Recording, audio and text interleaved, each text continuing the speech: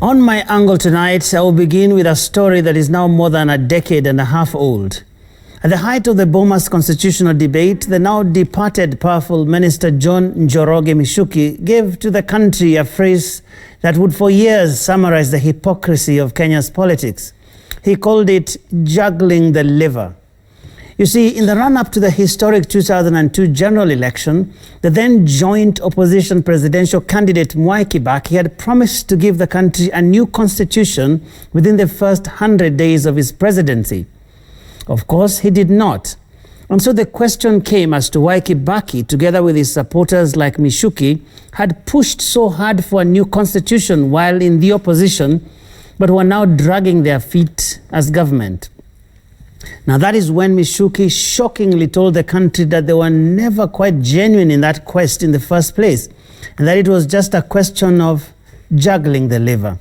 By this, he meant that in pushing for a new constitution, all they in the opposition were doing was to hedge their bets. If they got a new constitution with both a president and a prime minister, they would at least have a chance to share power with the then president, Daniel Arap Moi, Michuki explained.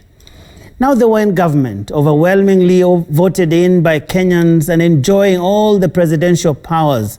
Why would they trouble themselves with the push for a new constitution? I revisit this story because over the last few days I have watched in amazement and horror as roles are reversed in our political space.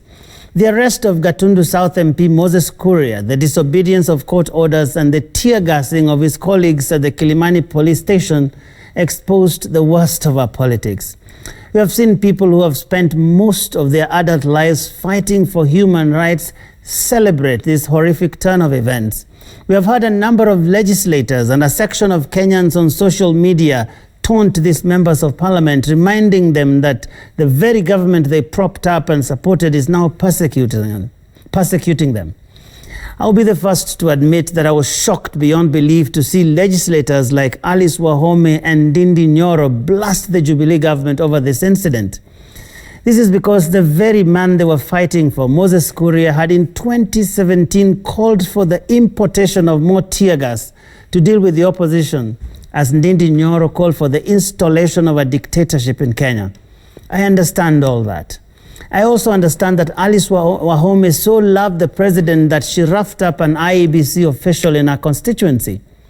But ladies and gentlemen, all these facts do not change one thing, that the country fought hard, long and hard to secure the freedoms guaranteed in our constitution. Those freedoms are not meant for just a section of Kenyans. In fact, even the people who fought the hardest for change have no greater claim to those freedoms than we all do.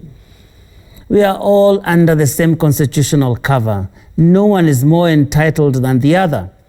I would have expected those gallant human rights defenders of the 90s, some of who are now in parliament, to have risen in their numbers to challenge the seeming rolling back of the gains.